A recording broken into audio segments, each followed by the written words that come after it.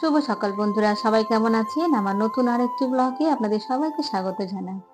তো চলুন, আজকে পর্দাগুলো সব খুলে নিয়েছি। পর্দাগুলো পরিষ্কার করব। আর এই যে এই টবগুলো মানে দুদিন যে বৃষ্টি হলো, সেই বৃষ্টির জন্য না মাটিগুলো একদম পুরো টবের চারিপাশ ছড়িয়ে পড়েছে। দেখতে বাজে লাগ দেখতে বাজে লাগছে। তো ওই জন্য আমি এগুলোকে একটু পরিষ্কার করে নিচ্ছি, যাতে ভালো লাগে দেখতে। আর টবগুলো তো মানে প্রত্যেকটা টবই বেশ সুন্দর। তো এগুলোকে যদি মাটি লেগে থাকে তাহলে দেখতে বাজে লাগবে, ওই জন্য পরিষ্কার করে নিচ্ছি। আর আমার সকালে টিফিন বানানো হয়ে গেছে। ও তো টিফিন খেয়ে গেছে, আর একটু খিচুড়ি বানিয়ে দিয়েছিলাম সবজি দিয়ে, সেটা ও লাঞ্চের জন্য নিয়ে গেছে। তো সেই খিচুড়িও আমি একটু খেয়ে নিয়েছি, যেহেতু ও পুজোটা করে দিয়ে গেছে। প্রতি সানডেতে ওই পুজো করে, সকালে পুজো হয়ে যায়। তা না হলে তো আমার সেই 1টা বেজে যাবে সব কাজ সব সেরে তারপরে। আর এই সানডেটা আমি আমার এই গাছ টাছ নিয়ে আমার নিজের মতন করে আমি থাকি। আমার এই সানডেটা হচ্ছে আমার নিজের, একদম নিজের।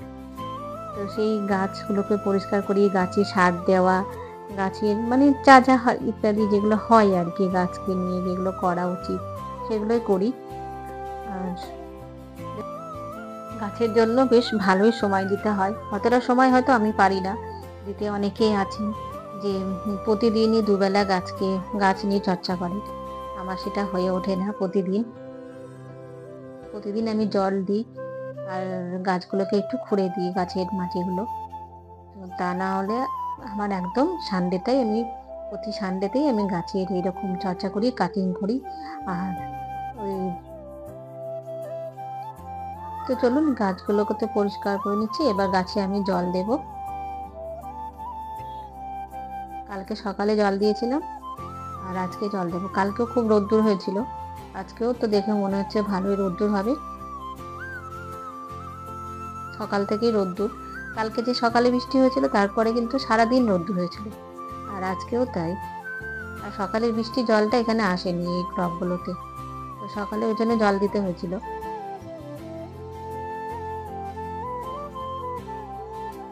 এখন বৃষ্টি না পড়লে মাটিগুলো একদম পুরো শুকিয়ে যায় একদিন যদি জল না দেওয়া হয়।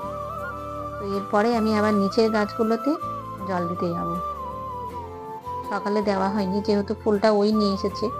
তো আমার আর এখন যাব, যে জল দিয়ে আসবো। এসে ওই যে পর্দাগুলো সব ভিজিয়ে দিয়েছিলাম সেগুলোকে একটু জলে ধুয়ে নেব, নিয়ে ছাদে দিয়ে আসবো। ছাদে একটা ছায়া আছে, সেই জায়গাটায় জল ঝরোতে দিয়ে আসবো। আর এখানে তো আমার জায়গা নেই, তো আবার পরে দেখা হচ্ছে। তো দেখুন, আমি দুপুরবেলায় খাওয়া দাওয়া সেরে তারপরে এই যে এসেছি, একটু আলমারিটা গুছিয়ে নেবো, আর আপনাদের সঙ্গে আমার পুজোতে যে শাড়িগুলো নিয়েছি সেগুলো একটু দেখিয়ে নেবো। দেখুন, এই জায়গাটা খুব অগোছালো হয়েছিল, তো আমি একটুখানি গুছিয়ে নিলাম, দেখতে ভালো লাগবে। এই শাড়িগুলো সব আমার ওয়াশ করা হয়েছে, তাই আমি একটু এরকম করে গুছিয়ে দিলাম। আর এই যে দেখাচ্ছি আপনাদেরকে আমার পুজোর শাড়ি। এটা নিয়েছি আমি অষ্টমী কিংবা দশমীর দিনে। অষ্টমীর দিনে পরবো কিংবা দশমীর দিনে পরবো, তো দেখা যাক কোন দিনে পরি। তো সাদা, আর ঠিক পুরোপুরি রেডও না, পুরোপুরি পিঙ্কও না, এরকম একটি কালার আমার খুব পছন্দ হলো, তো নিয়ে নিলাম। আর এই যে দেখুন, ব্লাউজের পিসটা আমি কেটে নিলাম একটু অন্য ব্লাউজের মাপ করে।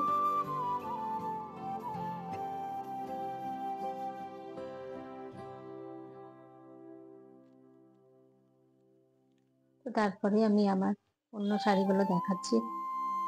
এটা দেখুন, ঠিক বেনারসিও না, অথচ বেনারসির মতন কাজ এবং বেনারসির মতনই আঁচলটা, তাই না? তো কেমন লাগছে এই শাড়িটা আপনারা বলবেন, কমেন্টে জানাবেন।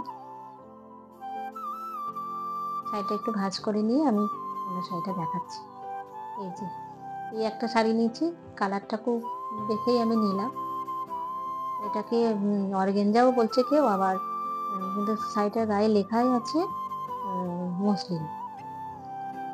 তো যাই হোক, যেটাই হবে, মসলিনই হোক আর অর্গেঞ্জাই হোক, কালারটা দেখেই আমি কিনেছি। আমার কালারটা খুব সুন্দর লেগেছে, আপনাদেরও কেমন লাগলো জানাবেন কালারটা। দেখুন, এটা নিয়েছি আমি কাঁথা স্টিকে তুতে কালারের উপরে কাঁথা স্টিকের কাজ, মানে কাঁথা স্টিকই বলছি শাড়িটাকে। তো দেখুন এটাও বেশ সুন্দর হয়েছে না শাড়িটা। আসলে আমার না গ্রিন আর তুতের ওপরে বেশ একটু দুর্বলতা আছে আর কি। আর এই দেখুন আমি ব্লাউজের পিসটাও কেটে নিয়েছি। এই শাড়িটা হয়তো আমি অষ্টমীর দিনে পরব। আবার বিকেলবেলা দেখা হচ্ছে, চলুন। তো দেখুন আমি ছাদে এসেছি, আর ছাদে দেখুন সূর্যটা কি দারুণ লাগছে না? ডুবোর সময়, মানে সূর্য ডুবে যাচ্ছে এরকম টাইমে আমি এসেছি। খুব ভালো লাগছে আজকে। তো চলুন, আমাদের নিচে প্যান্ডেল হচ্ছে, দুর্গাপুজোর প্যান্ডেল হচ্ছে আমার ফ্ল্যাটের নিচে। তো দেখাই আপনাদেরকে, চলুন সেখানে। আমরা এখানেই বিকেলবেলায় মানে পুজোর কদিন রাত্রিতে অনেকক্ষণ পর্যন্ত বসে থাকি, ভালো লাগে দেখতে। তো চলুন আমি আমার ব্লগটি এখানে শেষ করছি। আপনারা ভালো থাকবেন, সুস্থ থাকবেন, আর আমার ব্লগটিকে লাইক, শেয়ার আর সাবস্ক্রাইব করে দিয়ে আমার পাশে থাকবেন।